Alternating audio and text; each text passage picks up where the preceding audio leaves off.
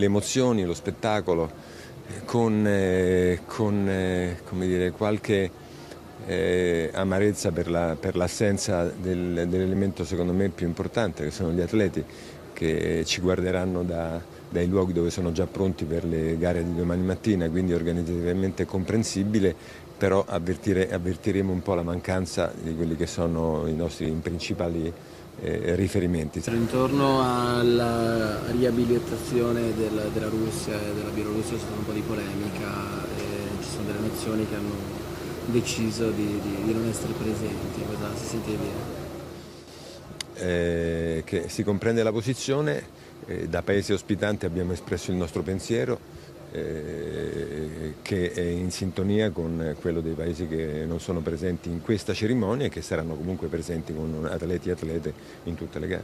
Manca anche l'unico atleta iraniano, non ha potuto esserci. L'importante è che stia bene.